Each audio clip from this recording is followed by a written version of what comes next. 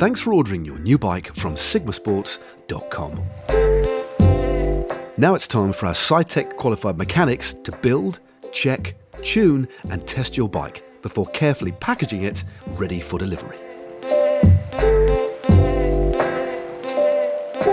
When your bike arrives, there's a good chance you'll be very excited, but it's important not to rush any of the following steps and ensure you safely assemble your bike.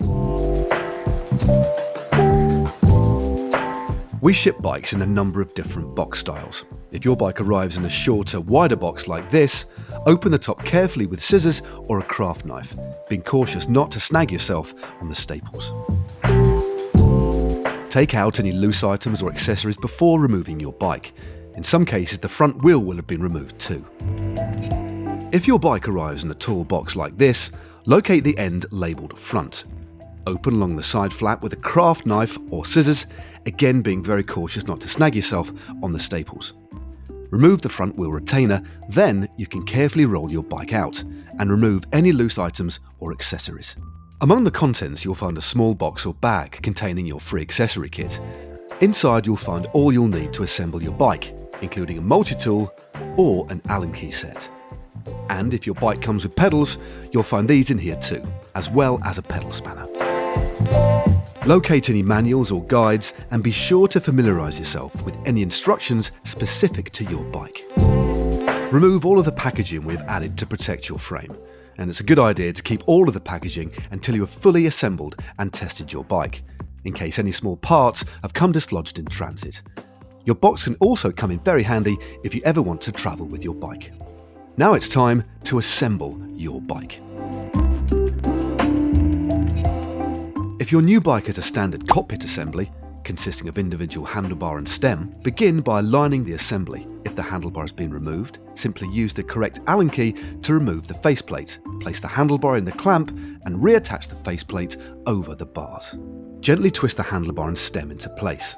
Then, using the correct size Allen key on your multi-tool or key set, tighten the bolts on the stem's collar and faceplate, just enough to keep them in place, and not so tight that you can't adjust their angle.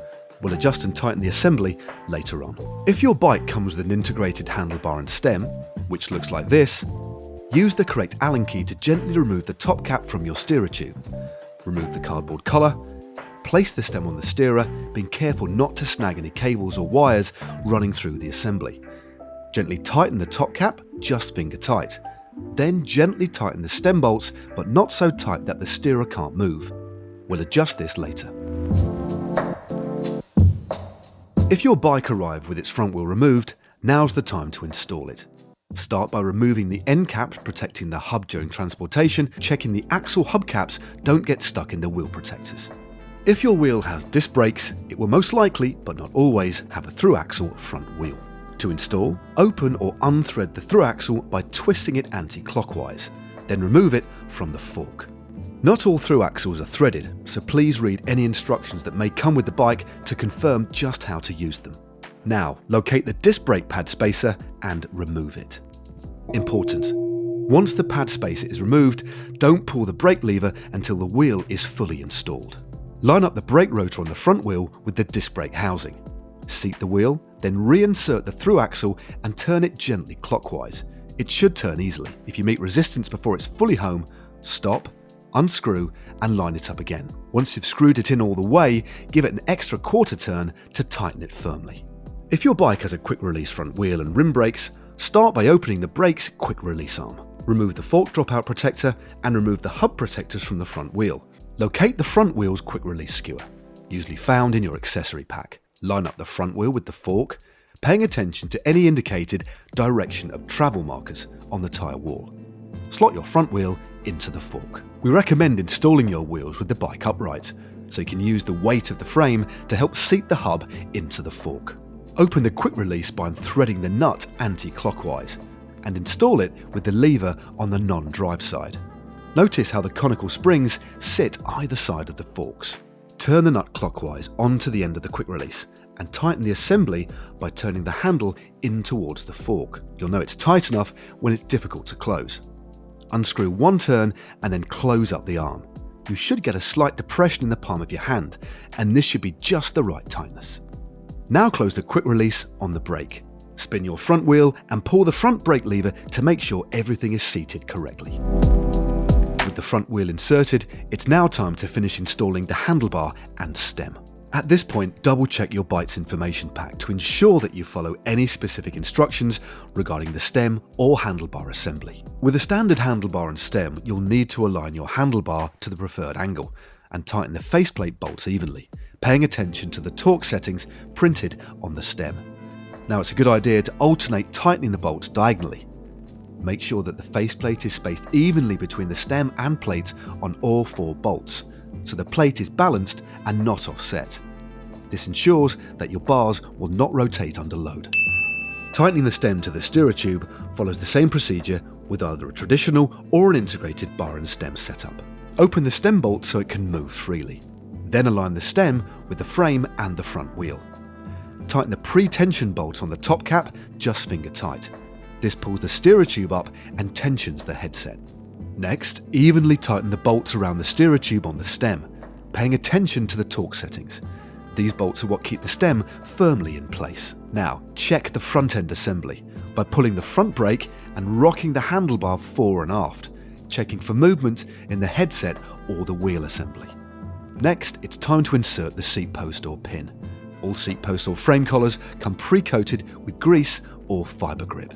For a standard seat post, carefully slide the seat post into the frame and gently tighten the collar bolt. Now if your seat post has a wedge assembly, this might be attached to the post, frame set or contained in your accessory pack. Check that the saddle is at the desired height, then tighten up the bolt or bolts, paying good attention to the torque setting. If your bike comes with Shimano Di2 electronic shifting, there's a good chance the battery will be housed within the seat post. At this point, please refer to your information pack, as the insertion of the Di2 battery into the seat post or frame can vary.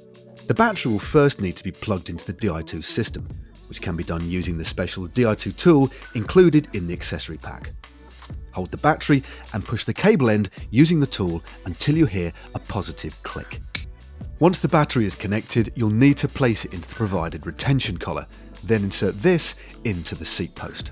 Once all fitted, insert the seat post gently, being careful not to pinch any of the Di2 cables, and then follow the steps described as previously. If your bike comes with pedals, you'll find them within the accessory pack along with a pedal spanner. You can follow these steps to install your own pedals too. Please note that some pedals are installed using the relevant sized Allen key, rather than a pedal spanner. First, identify which pedal is for the right and which pedal is for the left-hand side of the bike. They will be clearly labelled. It's vital to get this right, because the pedals are threaded in opposite directions. Right is right, left is wrong, as the saying goes. Let's start with the right-hand side, or drive side pedal. Line up the right side pedal with the crank arm and rotate it gently clockwise. You'll notice the crank socket is pre-greased. The pedal should screw into the socket very easily. If you meet any resistance, stop, unscrew it and find the thread again. It's very easy to cross-thread a pedal, so make sure the pedal screws into the socket fully without much force at all. Once fully seated, use the supplied pedal spanner or appropriate sized Allen key to give it a final quarter of a turn, firmly tightening the pedal to the crank. Now let's install the left-hand side or non-drive side pedal. Note, this pedal is reverse threaded. Line up the thread with the crank and gently turn it anti-clockwise. A good way to remember is the pedals thread onto the crank arms the same way that the wheels would move when going forwards. Again, screw it all the way in gently and without force. Once seated, give the pedal a final quarter turn to tighten it right up. Your bike now is almost ready to ride. All you need to do is give it a final check, ensuring all of the assembled parts are torqued up correctly, everything is aligned correctly, and there is nothing loose. Check your tyre pressure to ensure the inflation is correct for your needs, and the tyre sidewall states the recommended pressure. And that's it. All that's left is for you to enjoy riding your new bike. Now don't forget, we're here to help if ever you need us. Just visit our website for full contact details. And finally, we'd like to say a big thank you from everyone here at Sigma Sports.